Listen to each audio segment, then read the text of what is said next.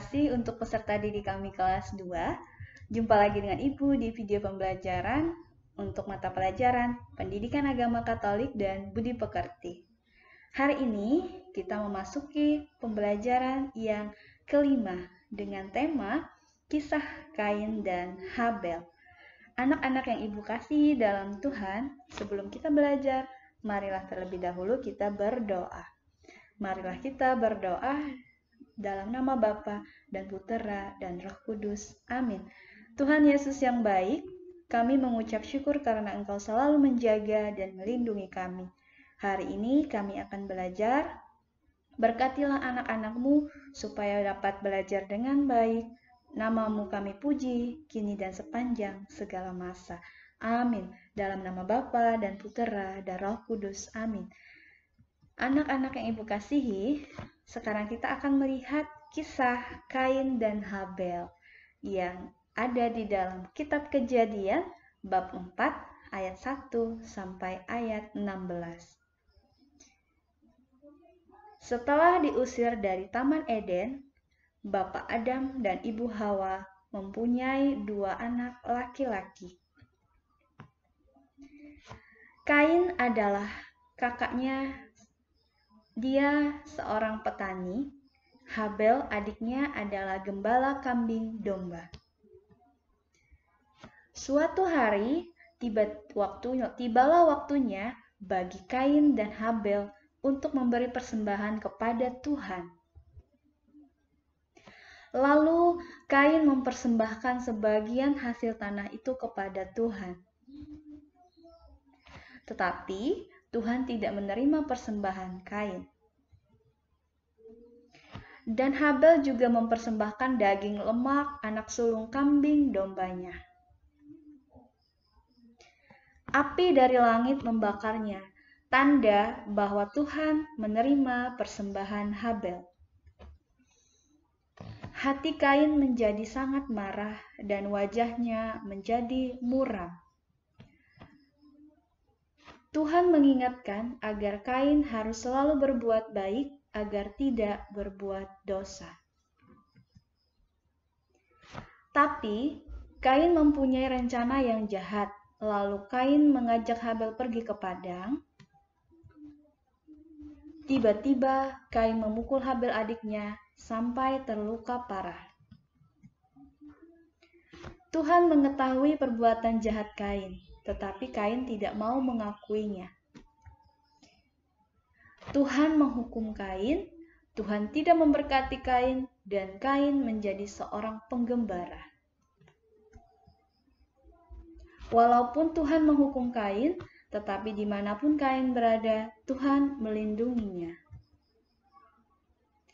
Baik anak-anak yang Ibu kasihi, demikianlah kisah tentang Kain dan Habel yang ada di dalam kitab Kejadian bab 4 ayat 1 sampai ayat 16. Di situ dikisahkan tentang Kain dan Habel yang memberi persembahan kepada Tuhan. Anak-anak yang Ibu kasihi, Adam dan Hawa adalah nama orang tua Kain dan Habel. Pekerjaan Kain tadi dikisahkan adalah bekerja sebagai seorang petani. Sedangkan Habel bekerja sebagai penggembala. Ya, penggembala itu yang mengembalakan domba kemana-mana. Kemudian, persembahan Kain berupa buah-buahan hasil ladangnya. Sedangkan persembahan Habel berupa anak domba, karena dia adalah seorang penggembala. Anak-anak yang Ibu kasihi, persembahan Kain tidak diterima Tuhan, karena Kain tidak tulus memberikan persembahannya. Kenapa tidak tulus? Karena buah-buahnya yang ia berikan kepada Tuhan itu jelek dan busuk. Dia tidak memberikan persembahan dari hasil ladangnya yang terbaik. Karena itu, Tuhan tidak menerima persembahan Kain. Namun Tuhan menerima persembahan Habel adiknya, karena Habel memberikan persembahan yang terbaik untuk Tuhan. Kemudian Habel juga memberikan dengan senang hati, dengan sikap yang hormat kepada Tuhan, sehingga persembahannya diterima oleh Tuhan. Kain iri hati, ya, karena persembahannya tidak diterima, sedangkan persembahan adiknya diterima.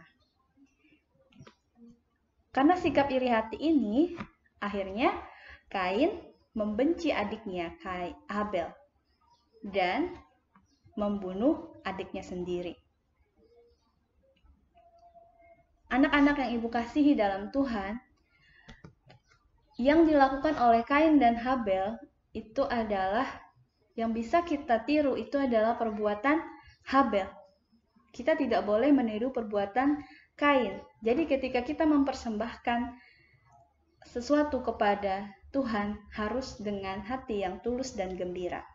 Misalnya ketika kita berada di dalam gereja, kita memberikan persembahan kepada Tuhan dalam bentuk kolekte pada hari Minggu, itu kita harus berikan dengan hati yang tulus, tidak boleh dengan terpaksa. Baik, anak-anak yang ibu kasihi dalam Tuhan, Tuhan tidak menghendaki kita iri hati, ya. Sikap iri hati itu harus kita hilangkan di dalam diri kita. Karena jika kita iri hati, kita pasti akan melakukan perbuatan yang jahat, yang menjauhkan kita dari Tuhan. Karena Kain telah membunuh Habel, ia diusir dari Taman Eden dan menetap di tanah Nod. Kalau kita berdosa, nanti kita juga tidak diterima masuk dalam kerajaan surga. Oleh karena itu, jangan berbuat dosa. Tuhan masih menyayangi Kain sekalipun ia sudah berdosa. Bahkan memberi tanda di dahinya agar Kain tidak dibunuh. Ya, jadi Tuhan tetap mengasihi kita walaupun kita sudah berdosa, asal satu, kita mau bertobat dan kembali kepada Tuhan. Kemudian yang kedua, tidak melakukan kesalahan lagi. Ya, itu syarat supaya kita bisa diampuni. Nah, anak-anak yang ibu kasihi, bila kita memberi kepada Tuhan atau kepada sesama, berilah dengan senang hati. Dengan senang hati artinya dengan kegembiraan, dengan tulus. Tuhan akan memberi rezeki yang lebih banyak bila kita rajin berbagi kepada sesama dengan senang hati. Anak-anak yang ibu kasihi dalam Tuhan, sekarang kita akan melihat apa yang menyebabkan timbulnya iri hati. Yang pertama, tidak senang melihat orang lain bahagia. Yang kedua, tidak senang melihat kelebihan yang ada pada orang lain. Yang ketiga, tidak senang melihat teman mempunyai benda atau barang yang baru. Yang keempat, tidak senang melihat teman mendapat nilai yang bagus.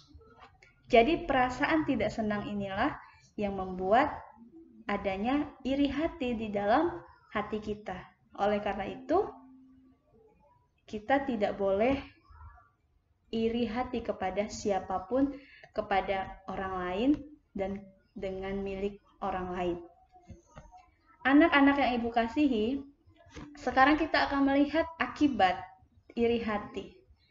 Ini yang akan terjadi kalau kita iri hati kepada orang lain. Yang pertama, ajakan berbuat jahat itu lebih kuat. Kemudian kita akan mempunyai banyak musuh, ya.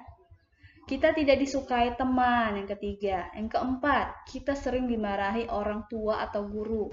Dan yang kelima, hati tidak senang, hati tidak tenang, tidak damai. Jadi kalau kita iri hati kepada orang lain, itu tidak akan membuat kita bahagia. Kita akan lebih senang berbuat jahat kepada orang lain. Kita lebih banyak punya musuh dibandingkan teman. Jadi kita hidup sendiri, nggak ada orang yang mau berteman dengan kita. Kemudian kita juga sering dimarahi orang tua atau guru. Jadi ketika kamu sering dimarahi sama orang tua atau gurumu, kamu harus bertanya kepada dirimu sendiri, apakah aku sudah berbuat yang baik atau aku malah iri hati kepada orang lain, kepada kelebihan orang lain, kepada barang milik orang lain. Itu harus kamu tanyakan kepada dirimu sendiri. Ya, ini akibat. Jadi tidak ada hal yang membahagiakan kalau kita selalu iri hati kepada orang lain. Anak-anak yang Ibu kasihi, di gereja kita sering melihat orang tua atau orang yang dewasa memberi persembahan kepada Tuhan. Persembahan itu dapat berupa uang persembahan, buah-buahan segar, kemudian rangkaian bunga dan roti dan anggur misa. Ya, roti dan anggur berupa tubuh dan darah Kristus pada saat misa yang dipimpin oleh pastor.